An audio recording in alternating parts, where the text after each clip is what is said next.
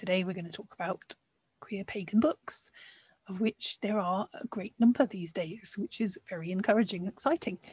So one of the first, I guess, to come out was the Encyclopedia of Queer Myth, Symbol and Spirit.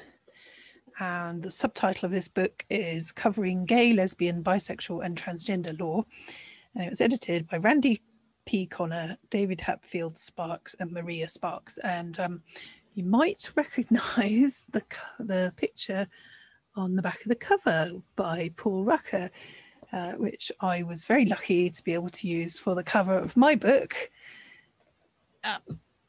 All Acts of Love and Pleasure. There you go, which I'll talk about in a minute. So the great thing about Cassell's Encyclopedia of Queer Myth, Symbol and Spirit is it's got an entry for just about everything you can think of. It's got authors like Christopher Isherwood. I'm just picking at random here. We've got mermaids, the Michael the Archangel, Michelangelo, the biblical story of Sodom, Saint Sophia in Christianity, that's the thing. Yes, Starhawk. It's got Hindu stuff, and it's got everything, this book. And page opens at Edward Carpenter. How splendid. So yeah, this is a great resource, very useful. Obviously it's got some of the stuff may be slightly out of date these days, but still a fantastic encyclopedia. As you can see, it's quite big. That's very good. Oh, yeah. So, now we've got All Acts for Love and Pleasure as the next one. So I wrote this in 2014. I wrote it to talk about how to make Wicca inclusive for everyone, including LGBTQIA people and disabled people.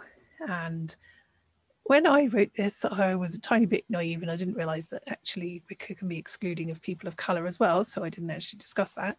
I do discuss it in my more recent work.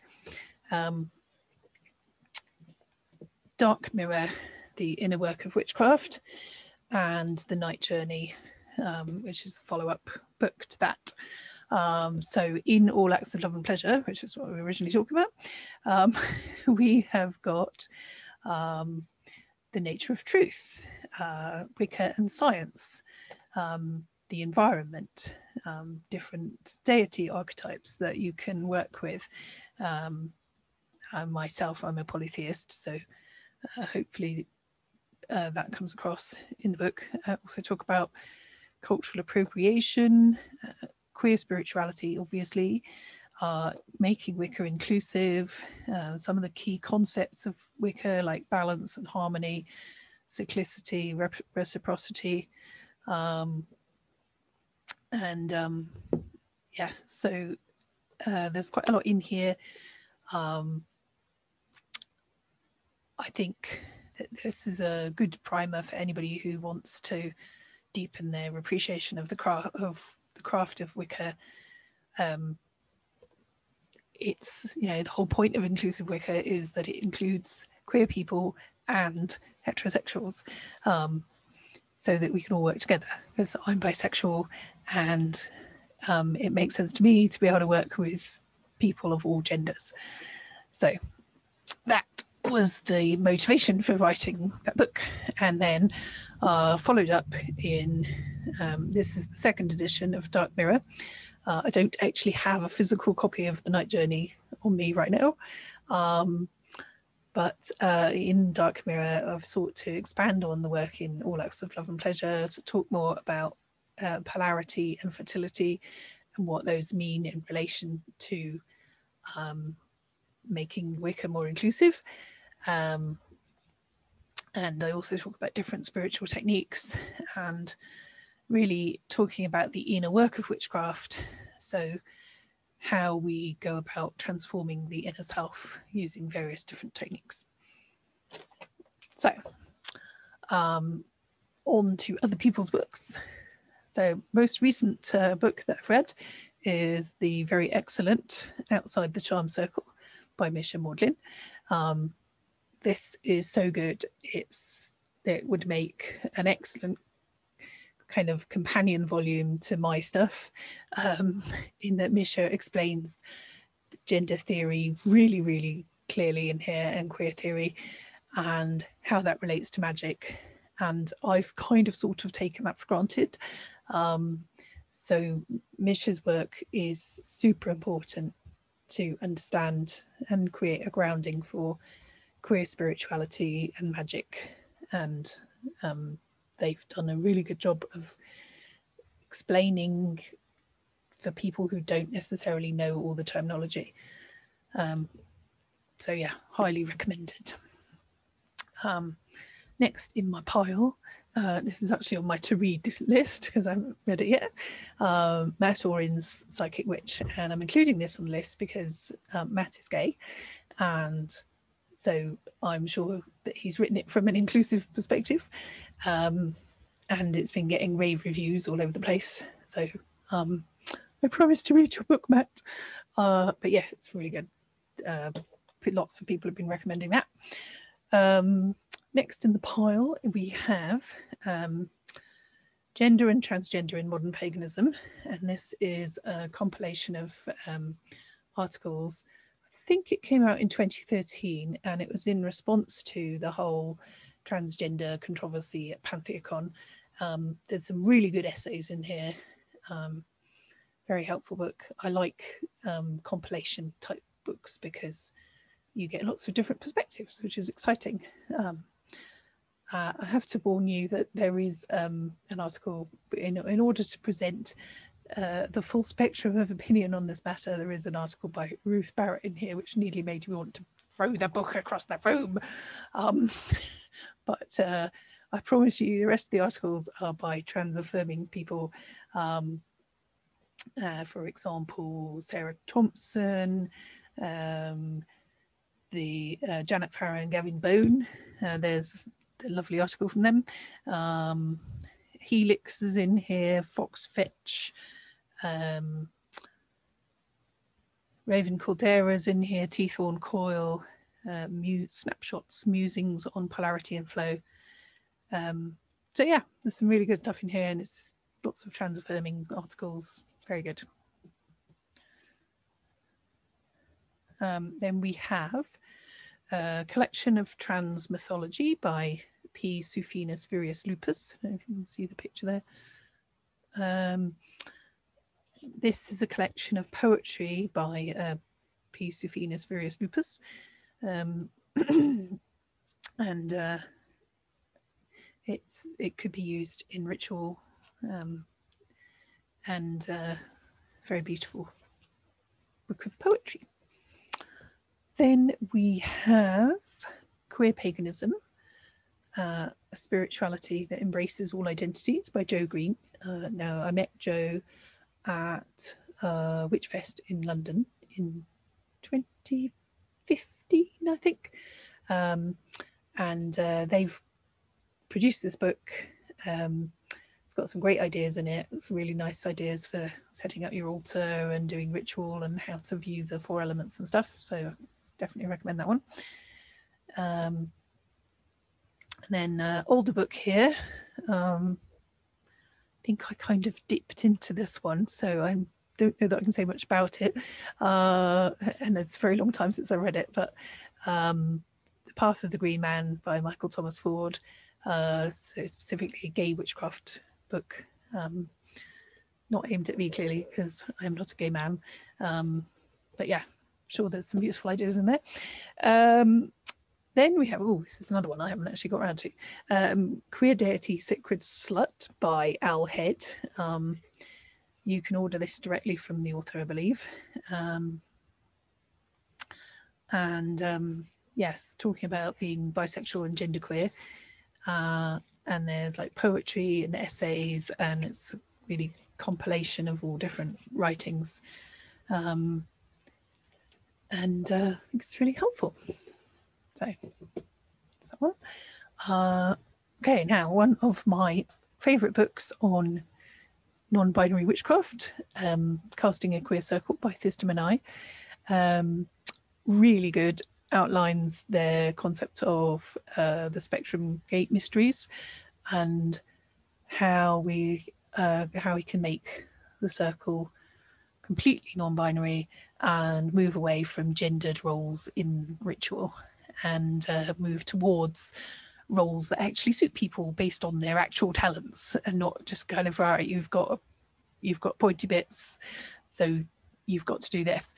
So very, very good, and also has a very useful consecration of cakes and wine type of ritual for that can be for polyamorous groups, couples, triads.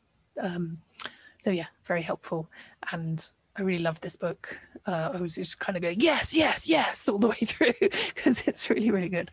So yeah, definitely recommend that one.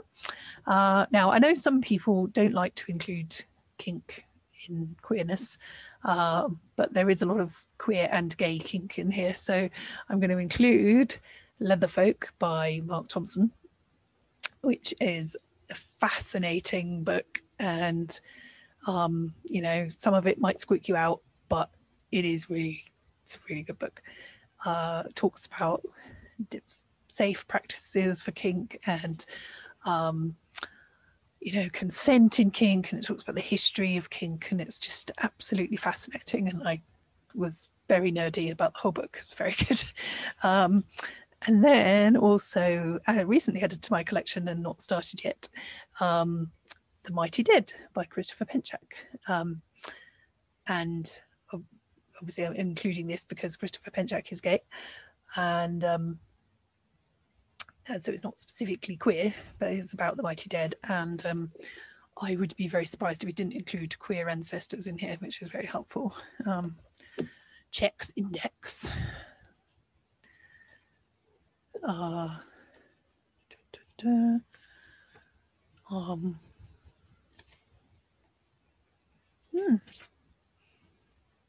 Working with the ancestors of the witches, the many groves of the Mighty Dead. Yes, can't actually see anything specifically about.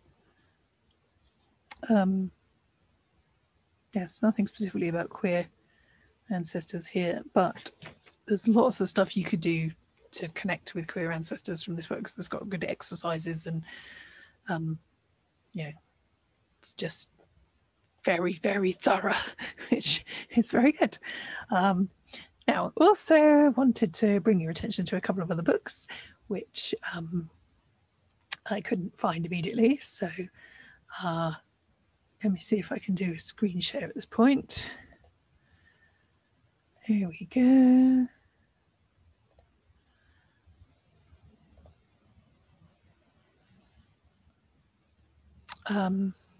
Having a fight with PowerPoint here. There we go. So yes, Queering Your Craft by Cassandra Snow, which I haven't got around to reading yet, but really want to because it sounds great. And also Queer Magic by Thomas Prower. I haven't got around to reading it. And it sounds like a kind of updated version of Queer Myth, Symbol and Spirit that I mentioned at the start. And the very excellent anthology Queer Magic Power Beyond Boundaries, which was compiled by Lee Harrington and Ty Phoenix Caliston with some excellent editing. And I know how excellent their editing was because one of my pieces is in here.